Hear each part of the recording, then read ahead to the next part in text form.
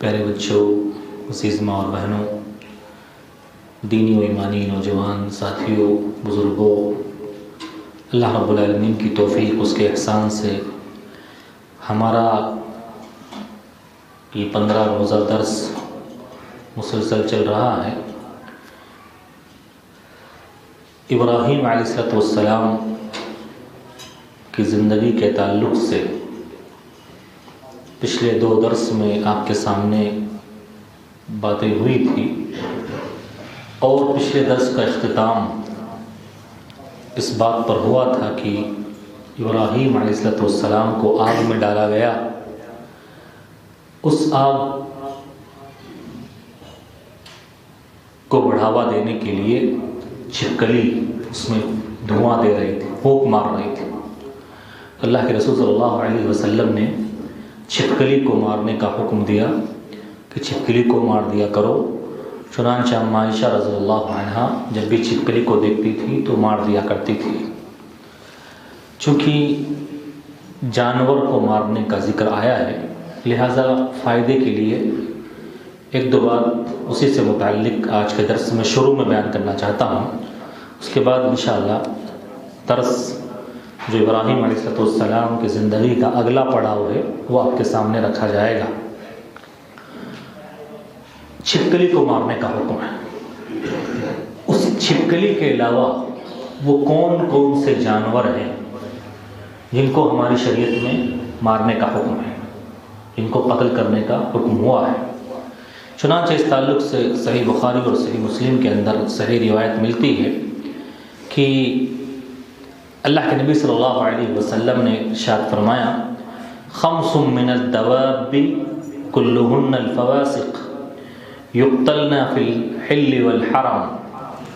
5 جانور انتہائی خبیث قسم کے ہیں جن کو قتل کر دیا جائے گا، مار دیا جائے گا، چاہے مارنے والا حرم کے اندر ہی کیوں نہ ہو، خانہ کعبہ کے اندر ہی کیوں نہ ہو، یعنی حالت احرام میں ہی کیوں نہ ہو، حج اور عمرہ کرنے گیا ہو، حالت احرام میں ہو۔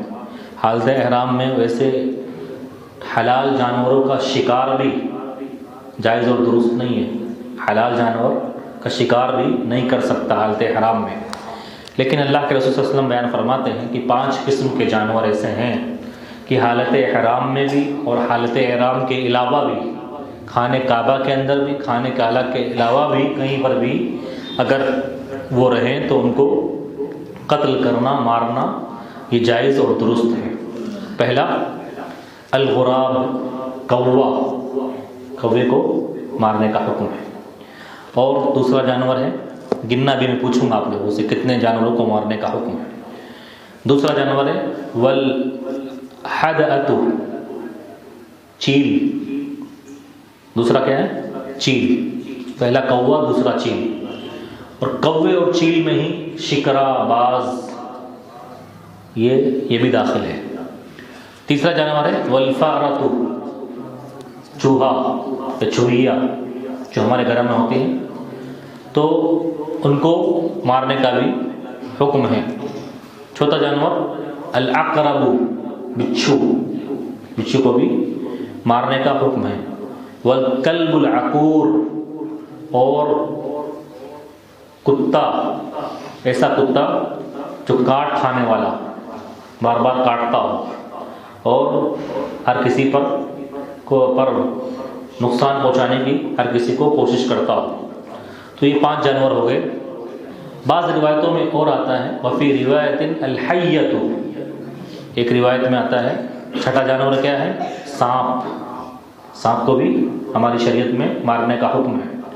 اور ایک روایت میں آتا ہے وفی روایت والسبع العادی، عام چیڑ پھاڑ کرنے والے، چیڑ پھاڑ کر کھانے والے درندے، شیر، چیتا، تیندوا، جو بھی چیڑ پھاڑ کھاتے ہیں تو وہ سب اس میں داخل ہیں، ان کو مارنے کا حکم اللہ کے نبی صلی اللہ علیہ وسلم نے دیا ہے۔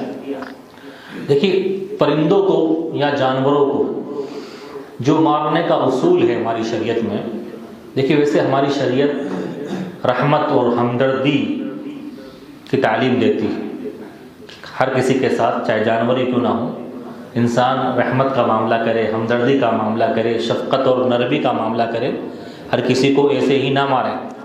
لیکن اصول یہ ہے مارنے کا، نقصان پہنچانے والے، اگر کوئی جانور آپ کو نقصان پہنچاتا ہے اور اس سے آپ کو جان کا خطرہ ہے، اسی طرح سے کیا بولتے ہیں کاٹنے والا، زہریلا، تو ان کو مارنے کا حکم ہے۔ مثال کے طور پر پاگل بلی کو ویسے مارنے کا حکم نہیں ہے، لیکن کوئی بلی پاگل ہو جائے اور مارنے لگ جائے، نقصان پہنچانے لگ جائے، تو اس کو مارنے کا حکم ہے۔ ایسے ہی خطرناک کیڑے مکوڑے جو ہوتے ہیں، بچھو کے علاوہ جو بھی خطرناک ہوتے ہیں، نقصان پہنچاتے ہیں، تو ان کو بھی مارنے کا حکم ہے۔ اصول یہ ہے کہ آدمی شوقیہ نہ مارے، آدمی تفریح کی خاطر نہ مارے، جو بھی نقصان پہنچا رہے ہیں ان کو مارا جائے، ہر کسی کو نہ مارا جائے۔ تو 7 جانوروں کا ذکر آیا ہے، سانپ، بچھو، چوہا، کوا، چیل، اور اسی طرح سے درندے، پھاڑ کھانے والے، اور اسی طرح سے کیا بولتے ہیں پاگل کتا، تو ان کو مارنے کا حکم آیا ہے کیونکہ یہ نقصان پہنچاتے ہیں۔ اور 8ویں چیز جو پہلے گزر چکی ہے، چھپکلی، ٹھیک ہے نا، تو ان کو مارنے کا حکم آیا ہے۔ اب وہ جانور کون سے ہیں کہ جن کو مارنے سے منع کیا گیا ہے؟ وہ جانور جن کو مارنے سے اللہ کے رسول صلی اللہ علیہ وسلم نے منع کیا ہے، ان کے تعلق سے بھی سنن نبی داؤد کے اندر ایک روایت آتی ہے کہ نہا رسول اللہ صلی اللہ علیہ وسلم ان قتل السرد، اللہ کے رسول صلی اللہ علیہ وسلم نے سرد کو مارنے سے منع کیا ہے۔ ایک پرندہ ہوتا ہے چھوٹا، جو چونچ سے کھانا کھاتا ہے، پرندہ چھوٹا ہوتا ہے، الگ الگ جگہ اس کا الگ الگ نام ہوتا ہے، تو اس کو سرد کو مارنے سے منع کیا گیا ہے۔ والہدہد، ہدہد کو ہمارے یہاں بولتے ہیں کھاتی چیڑا، ہمارے یہاں بولتے ہیں کھاتی چیڑا، اس کو مارنے سے منع کیا گیا ہے۔ والنحلتی، والنملتی، چونٹی کو مارنے سے منع کیا گیا۔ چونٹی، ہمارے بچے مار دیتے ہیں چونٹی کو پالتو میں۔ ہاں کوئی ایسی چونٹی ہے جو واقعی آپ کو، جس نے آپ کو تکلیف پہنچائی ہے، آپ اسی کو ماریں۔ بچے کیا کرتے ہیں، پورے کے پورے بل کو ہی تباہ کر ڈالتے ہیں۔ کچھ آدمی نوجوان بھی ہوتے ہیں جو آگ لگا دیتے ہیں، گھاسلیٹ ڈال دیتے ہیں۔ تو چونٹی کو عام حالات میں مارنے سے منع کیا گیا ہے، بس اگر وہ آپ کو کاٹتی ہے تو اسی تک آپ، کیونکہ یہ چونٹیاں اللہ تعالیٰ کی بہت زیادہ تسبیح بیان کرتی ہیں، بہت زیادہ تعریف بیان کرتی ہیں، اس لیے ان کو مارنے سے منع کیا گیا ہے۔ اسی طرح سے والنحلتی، شہد کی مکھی کو بھی مارنا نہیں چاہیے۔ بس جو شہد کی مکھی سے چھتے سے نکالتے ہیں، شہد نکالتے ہیں، تو ساری مکھیوں کو مارنے کی کوشش کرتے ہیں، ان کو جلانے کی کوشش کرتے ہیں، تو ایسا نہیں کرنا چاہیے۔ تو ایسا طریقہ اختیار کرنا چاہیے کہ وہ مکھیاں بھاگ جائیں اڑ کے اور شہد آپ کو مل جائے، کیونکہ شہد کی مکھی کو مارنے سے منع کیا گیا ہے۔ اسی طرح سے ایک جانور اور ہے جس کو مارنے سے منع کیا گیا ہے، وہ ہے مینڈک کو مارنے سے اللہ کے رسول صلی اللہ علیہ وسلم نے منع کیا ہے۔ سنن نبی داؤد کی روایت کی ایک طبیب، اس زمانے میں ایک حکیم تھا، ایک ڈاکٹر تھا، علاج کرتا تھا لوگوں کا، وہ آیا اور کہا کہ اللہ کے رسول صلی اللہ علیہ وسلم کیا ہم مینڈک کو مار کر اس کو دوا میں استعمال کر سکتے ہیں، دوا میں ڈال کے استعمال کر سکتے ہیں، اس کی دوائی بنا سکتے ہیں؟ اللہ کے رسول صلی اللہ علیہ وسلم نے مینڈک کو مارنے سے منع کر دیا۔ تو مینڈک کو بھی نہیں مارنا چاہیے کہ مینڈک بھی بہت زیادہ اللہ کی تسبیح بیان کرتے ہیں۔ جب بارش ہوتی ہے کھیت کھلیان میں جہاں پانی بھر جاتا ہے تو رات بھر ان کی آوازیں آتی ہیں، مینڈکوں کی ٹر ٹر کی آوازیں آتی ہیں، تو وہ حقیقت میں اللہ کی تسبیح بیان کرتے ہیں۔ تو مینڈک کو بھی مارنے سے منع کیا گیا ہے۔ چونٹی پہلے نمبر پر، دوسرے نمبر پر شہد کی مکھی، تیسرے نمبر پر ہدہد یعنی کھاتی چیڑا، چوتھے نمبر پر سرد، ایک چھوٹا سا پرندہ ہے، آپ یوٹیوب پر دیکھیں گے سرد، اس کی فوٹو آپ کو دکھ جائے گی، اب اس کو کیا کہتے ہیں وہ آپ کو پتہ چل جائے گا۔ پانچویں نمبر پر مینڈک، ان کو مارنے سے منع کیا گیا ہے۔ بعض بچوں میں خاص طور پہ غلطی پائی جاتی ہے کہ جس جانور کو مارنے کا حکم دیا گیا ہے اسی کو کھانا ڈالتے ہیں۔ چنانچہ آپ دیکھتے ہوں گے، اور ہم لوگوں نے بچپن میں کیا لاعلمی میں، کہ بچے جاتے ہیں چھتوں کے اوپر، جو گوشت کے ٹکڑے ہوتے ہیں نا، جو چھیٹڑے ہوتے ہیں چربی وغیرہ، تو چیلوں کو لٹاتے ہیں اور بولتے ہیں چیلو جھپٹو، ایسے بولتے ہیں بچے کہ چیلیں آتی ہیں اور ان کو، اور بعض لوگ تو اس کو صدقہ سمجھتے ہیں کہ بھائی ہمارے مرحومین کی طرف سے، یا اس کوئی بیمار ہے اس کی طرف سے صدقہ ہوگا، اور چیل کو کھانا کھلا رہے ہیں اور یہ ان کے لیے غذا اور خوراک کا بندوبست کر رہے ہیں۔ تو بھائی جس جانور کو مارنے کا حکم ہے اس کو کھلانا کیسے صدقہ ہو سکتا ہے؟ کیسے صدقہ ہو سکتا ہے؟ تو ایسا نہیں کرنا چاہیے بچوں کو بھی، یا جن کو پتہ نہیں ہے۔ ابراہیم علیہ السلام آگ سے نکال دیے گئے، اس کے بعد توحید کی دعوت دیتے رہے، توحید کی دعوت سے کبھی بھی وہ رکے نہیں۔ چنانچہ اس کے بعد ان کا سامنا ہوتا ہے اسی زمانے کے ایک بادشاہ، بہت بڑا بادشاہ تھا، اور جس کی سلطنت اور حکومت پوری دنیا پر تھی، پوری دنیا پر۔ دنیا میں 4 ہی بادشاہ ایسے گزرے ہیں جن کی حکومت پوری دنیا پر ہوئی ہے۔ بادشاہ ہوتا ہے، اس کی حکومت اور سلطنت محدود جگہ ہوتی ہے، ایک خاص خطے اور مکان اور جگہ پر ہوتی ہے، لیکن 4 بادشاہ ایسے گزرے ہیں کہ جن کی حکومت پوری دنیا پر تھی، کہ بادشاہت اور سلطنت پوری دنیا پر راج کیا کرتے تھے۔ 2 ان میں سے مسلمان تھے، 2 مسلمان تھے اور 2 کافر تھے۔ جو مسلمان تھے ان کے نام، ایک تو ذوالقرنین جن کا ذکر سورہ کہف کے اندر آیا ہے، اور دوسرے سلیمان علیہ السلام۔ سلیمان علیہ السلام، ان کی بھی حکومت اور بادشاہت پوری دنیا پر تھی۔ اور 2 جو کافر تھے جن کی حکومت پوری دنیا پر تھی، ان میں سے پہلا یہ نمرود کی، اور اسی طرح سے علماء کرام نے چوتھا اور دوسرا کافر بیان کیا ہے، بخت نصر کی حکومت پوری دنیا پر تھی۔ تو نمرود سے اب مقابلہ ہوتا ہے، مناظرہ ہوتا ہے، ڈیبیٹ ہوتی ہے۔ نمرود کا دعویٰ یہ تھا کہ میں ہی لوگوں کا رب ہوں۔ نمرود خود کو لوگوں کا رب مانتا تھا کہ میں ہی لوگوں کو پیدا کرنے والا ہوں۔ چنانچہ اللہ تعالیٰ نے اس کے اس غلط نظریے کو قرآن مجید سورہ بقرہ آیت نمبر 258 کے اندر بیان فرمایا ہے۔ اللہ نے ارشاد فرمایا، أَلَمْ تَرَ إِلَى الَّذِي حَاجَّ إِبْرَاهِيمَ فِي رَبِّهِ أَنْ آتَاهُ اللَّهُ الْمُلْكَ۔ اے نبی پاک صلی اللہ علیہ وسلم، اس شخص کو نہیں دیکھا آپ نے جو اس غرور کے سبب کہ اللہ نے اس کو سلطنت بخشی تھی، اس کو اپنی بادشاہت کا غرور ہو گیا تھا، اپنی سلطنت کا غرور ہو گیا تھا، گھمنڈ ہو گیا تھا، اور اس نے اللہ تعالیٰ کے تعلق سے، ابراہیم سے، پروردگار کے بارے میں وہ جھگڑنے لگ گیا کہ کوئی اللہ نہیں ہے، کوئی تمہارا معبود نہیں ہے، میں ہی اللہ ہوں، میں ہی رب ہوں، اور میں ہی پوری دنیا کا حاکم ہوں۔ ابراہیم علیہ السلام نے اس سے کہا، اذ قال ابراہیم ربی الذی یحیی و یمیت، اے نمرود میرا رب وہ ہے جو زندہ کرتا ہے اور مارتا ہے، میرا رب زندہ کرنے والا اور مارنے والا ہے۔ قال انا احیی و امیت، تو نمرود نے کیا کہا، میں بھی زندہ کرتا ہوں، میں بھی مارتا ہوں، میں بھی زندہ کرتا ہوں، میں بھی مارتا ہوں۔ بعض روایت میں آتا ہے نمرود کے سامنے 2 آدمیوں کو لایا گیا جن کے بارے میں یہ فیصلہ ہو چکا تھا کہ سزا کے طور پر ان کو قتل کرنا ہے، ان کو قتل کیا جائے گا۔ 2 آدمیوں کو لایا گیا، ان کو قیدی تھے 2، اور سزا ہوئی تھی کہ ان کو قتل کر دیا۔ تو نمرود نے کیا کیا، ایک کو تو قتل کر دیا اور ایک کو چھوڑ دیا، اور کہا انا احیی و امیت، میں بھی زندہ کرتا ہوں، میں بھی مارتا ہوں۔ دیکھیے ایک کو میں نے زندہ چھوڑ دیا اور ایک کو مار دیا۔ اصل میں وہ جہالت کے سبب ہڑ درمی میں آ گیا تھا اور ضد میں آ گیا تھا، اور کم عقلی کی اور بے عقلی کی باتیں کرنے لگ گیا تھا، ڈھیٹ پنا اس کے اندر آ گیا تھا۔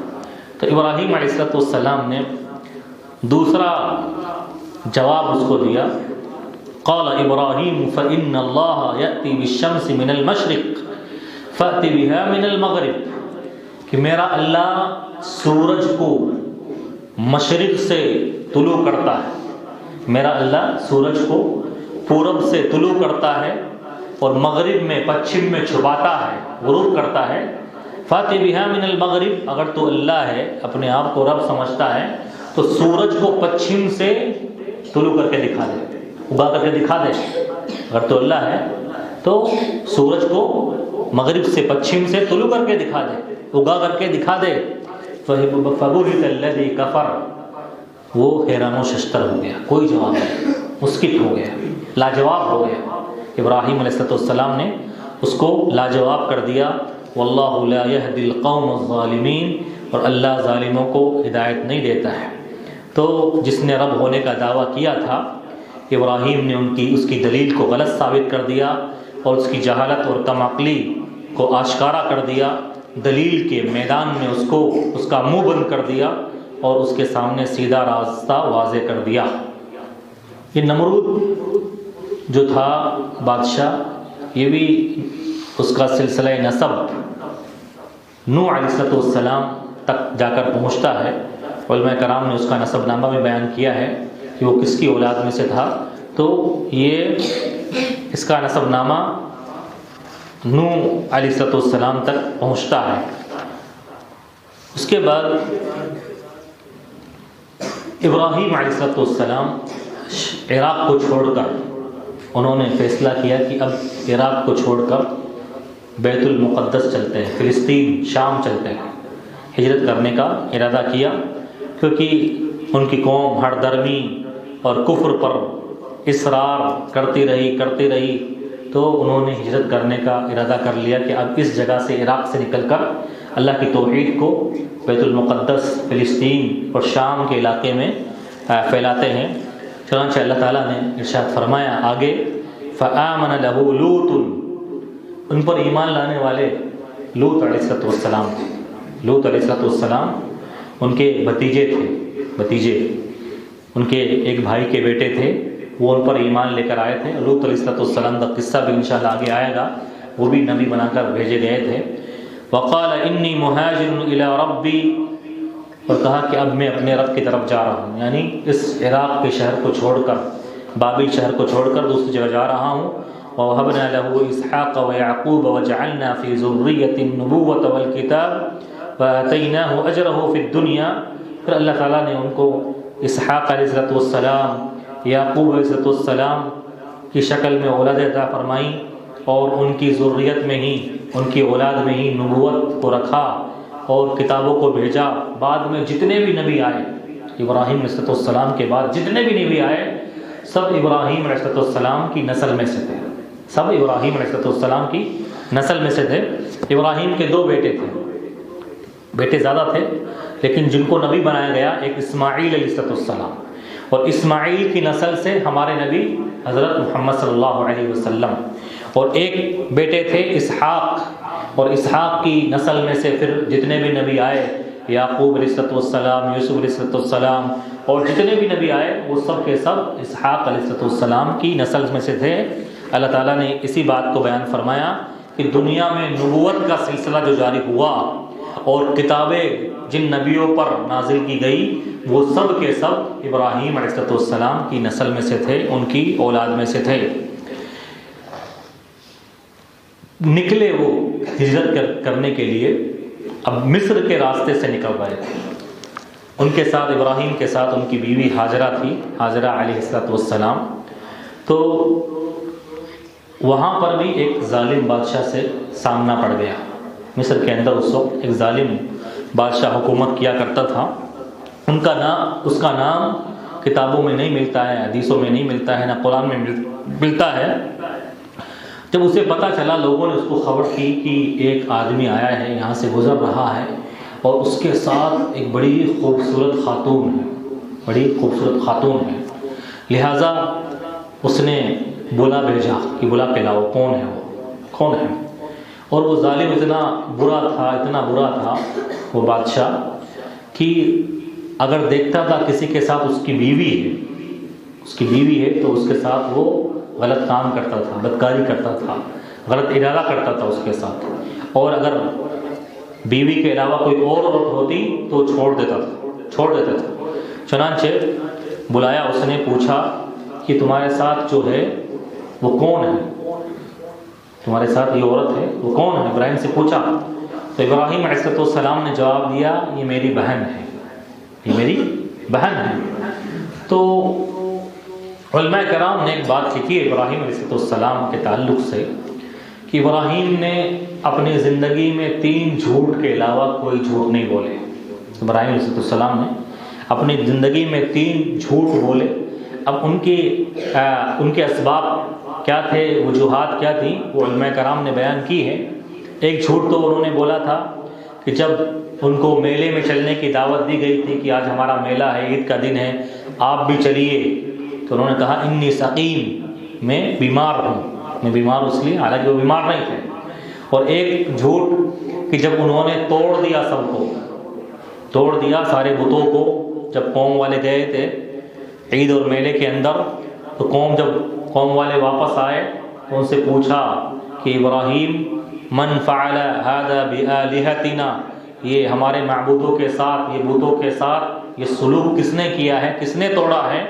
تو ابراہیم علیہ السلام نے فرمایا بل فعلہ کبیرہم ھذا، یہ جو بڑا ہے نا، بڑا بت جو باقی بچ گیا، اسی نے کیا ہے، حالانکہ توڑا ابراہیم علیہ السلام نے۔ تو یہ جو 2 جھوٹ انہوں نے بولے تھے وہ توحید کو بچانے کے لیے، توحید پر، اللہ کی توحید پر ثابت قدم رہنے کے لیے بولا تھا، اور دونوں کا ذکر قرآن مجید میں آیا ہے۔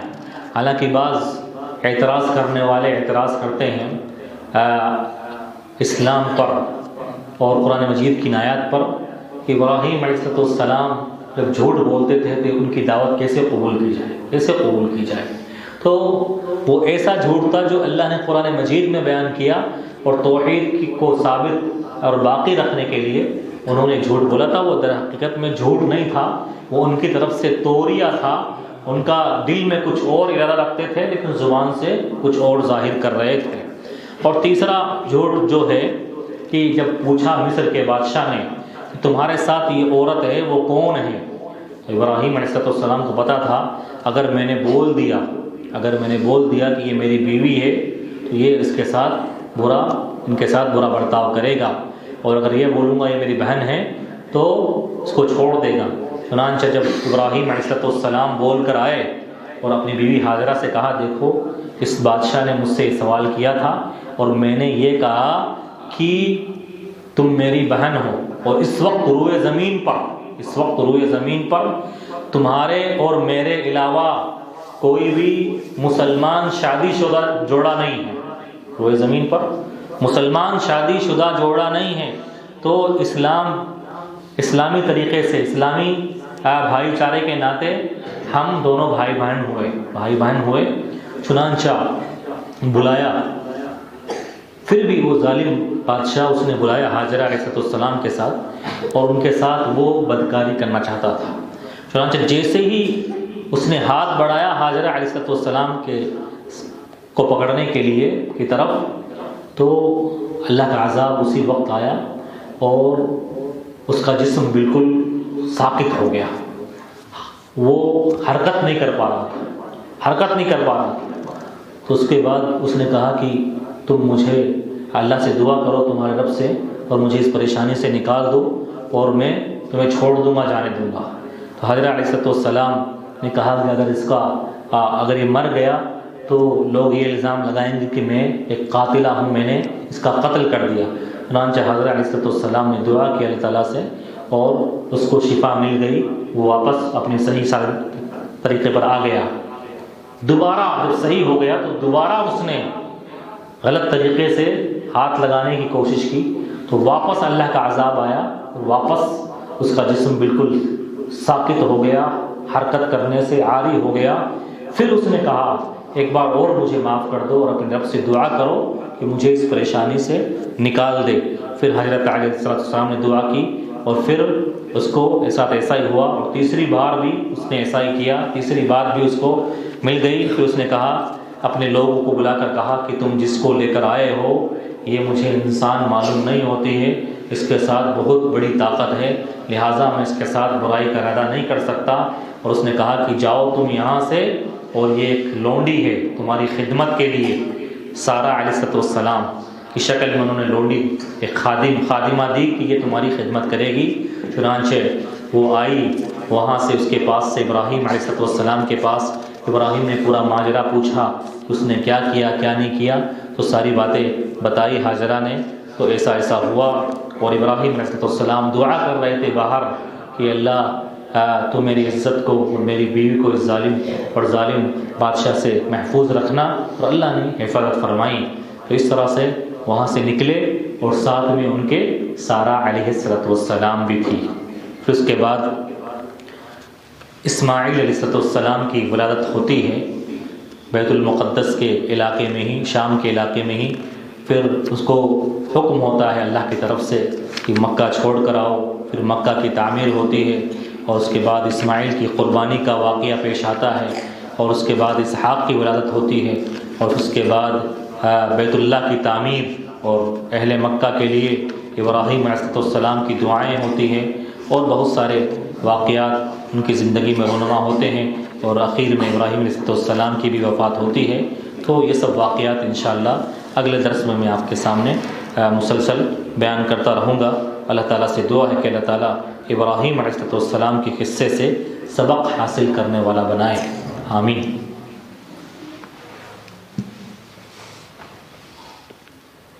تو بچے تیار ہیں جواب دینے کے لیے؟ ماشاءاللہ۔ تو میں سوال پوچھوں گا، جو ہاتھ اٹھائے گا اس کے بعد ہی جواب دینا ہے، ٹھیک ہے؟ ابراہیم علیہ السلام کے کتنے بیٹے تھے جن کو بعد میں نبی بنایا گیا؟ کوئی نیا چہرہ دیکھتا ہوں میں، آپ نیا بتاؤ، بتاؤ نام کیا؟ نام نہیں پتا؟ چلو بیٹھ جاؤ، ماشاء اللہ، شاباش، کوئی بات۔ آپ بتاؤ۔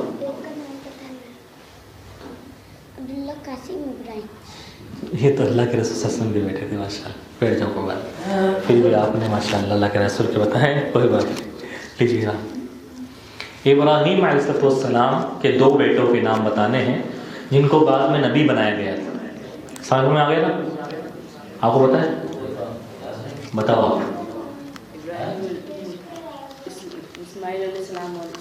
ماشاء اللہ ماشاء اللہ، بہت اچھا، شاباش، بہت اچھا۔ اسماعیل علیہ السلام اور اسحاق علیہ السلام کو نبی بنایا گیا تھا۔ اچھا، آج کے درس میں سے وہ کون کون سے جانور ہیں جن کو مارنے کا حکم دیا گیا ہے؟ سب بتانا، جتنے جانور میں بتائیں۔ ماشاء اللہ، میں نیا چہرہ دیکھتا ہوں، آپ نئے ہیں، بتاؤ، بتائیے۔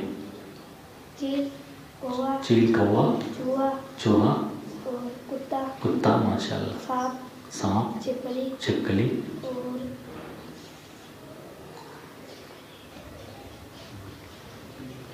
جی جی، بچھو، ماشاء اللہ، بتاؤ مت، تو بتاؤ، ماشاء اللہ، اچھا بتایا آپ نے، چلو اچھی بات ہے، لیجیے، ماشاء اللہ، بہت اچھا، بہت اچھا، ماشاء اللہ، شاباش۔ اچھا، یہ کون بتائے گا کہ جن کو مارنے سے منع کیا گیا ہے؟ میں چہرہ بول دیتا ہوں، ہاں بتاؤ۔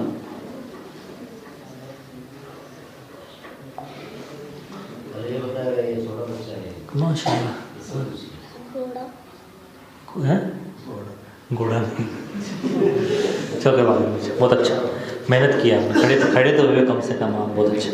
آپ بتاؤ، جن جانوروں کو مارنے سے منع کیا گیا، بتائیے، بتائیے۔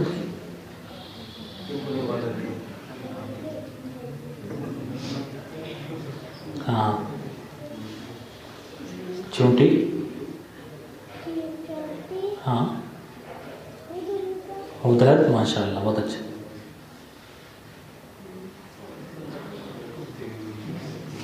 چلو کوئی بات نہیں، شاباش۔ کوئی بتا سکتا ہے؟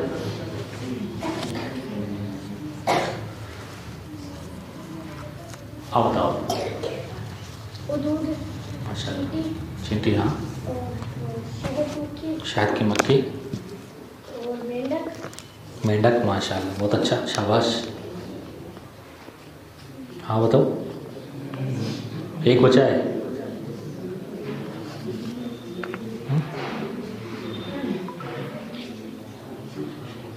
ایک عربی کا نام ہے، وہ سرت بولتے ہیں اس کو. اس کی فوٹو دکھاتا ہوں میں آپ کو. سورت کی فوٹو دکھاتا ہوں.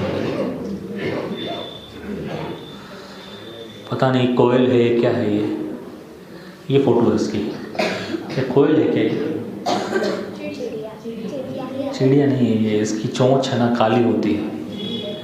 چونچ، اس کا منہ اور چونچ بالکل کالی ہوتی ہے اور جسم میں بھی کالا ہو رہتا ہے. تو یہ پتہ نہیں کوئل کا، کوئل بھی ہو سکتی ہے. کوئل تو نہیں. اس کو بولتے ہیں سرت. اور ایک یہ پرندہ ہے، بس کیا بولتے ہیں اپنے یہاں پتہ نہیں. کس نے جواب دیا تھا؟ جو آپ نے دیا تو ماشاء اللہ بہت اچھا، شاباش. ایک آخری جواب جو دے گا اس کو انعام ہے. ابراہیم علیہ السلام نے نمرود کو کون سا جواب دے کر خاموش کیا تھا؟ یہ بتاؤ. ہم بتاؤ، پورا بتاؤ،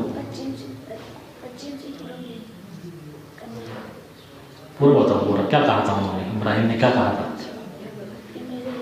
ہاں میرا رب.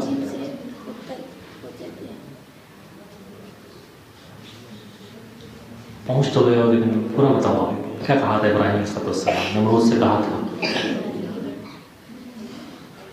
آپ بتاؤ. میرا رب سورج کو مشرق سے نکالتا ہے اور مغرب میں ڈباتا ہے. ماشاء اللہ. اگر تم میں ہمت ہے تو سورج کو مغرب سے نکال دیں. ماشاء اللہ بہت اچھا، شاباش، بہت اچھا، شاباش.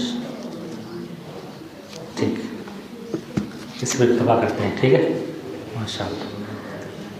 آج بچوں کی تعداد زیادہ لگ رہی ہے. اگلی بار بھی آئیں گے انشاءاللہ. ٹھیک ہے. کچھ انتظام ہے شیخ؟ پینے کا انتظام ہے نا، بچے بیٹھیں گے، ہاں سب کے انتظام ہے. سوال کسی کو تو پوچھ سکتے تھے. یہ جو سوشل میڈیا پہ، موبائل پہ جو اسلامی مطلب جیسے کوئی مولانا ہے جس کو اپن جانتے ہیں، ہاں ہاں، ایک تو اس کا بیان یا کوئی حدیث بیان کرتا ہے، اور اس کے علاوہ بھی بہت ساری چیزیں آتی ہیں جس کے اوپر آدمی یقین کر لیتا ہے. تو اس پہ یقین کرنا چاہیے یا نہیں؟ واپس بولیے. اسلامی تعلقات سے جیسے کئی حدیثیں وغیرہ بیان کی جاتی ہے، بتائی جاتی ہے ریلس وغیرہ کے اندر، تو ان پہ یقین کرنا چاہیے یا نہیں بنا حقیقت جانے؟ نہیں کرنا چاہیے. اگر آپ کو پتہ نہیں ہے تو آپ پہلے علماء کرام سے مل کے، شیخ صاحب سے مل کے، کسی سے مل کے، بھائی یہ چیز میں نے پڑھی ہے سوشل میڈیا پر، تو اس کی کیا حقیقت ہے، یہ صحیح ہے نہیں ہے. اپنے کہیں اس پر عمل کرنا شروع نہ کریں اور نہ اس کو بھیجنا شروع نہ کریں. بہت سارے لوگ لا علمی میں، جہالت میں بھیجنا شروع کر دیتے. جو بھی چیز خود کو اچھی لگتی ہے، آپ کو اچھی لگنا یہ معیار نہیں ہے درستگی کا، اس کے صحیح ہونے کا.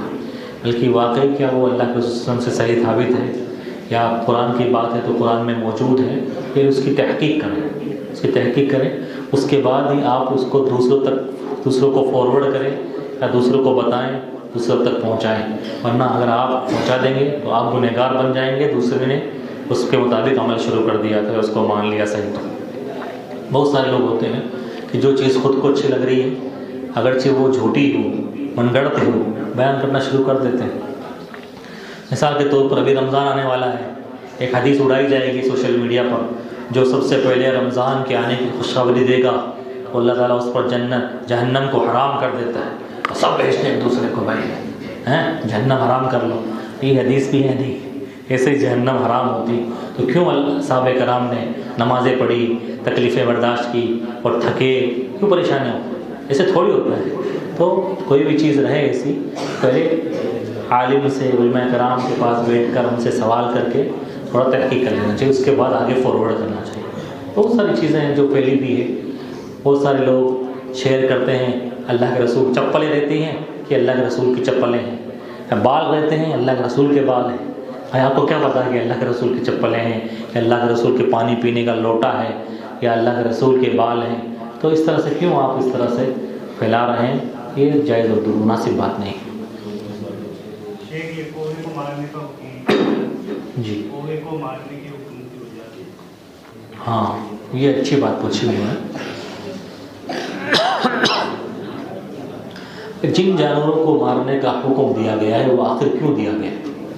جن جانوروں کے مارنے کا حکم اللہ کے رسول نے دیا ہے، ہماری شریعت نے دیا ہے، کیا سبب ہے، کیا علت ہے، کیا ریزن ہے اس کا؟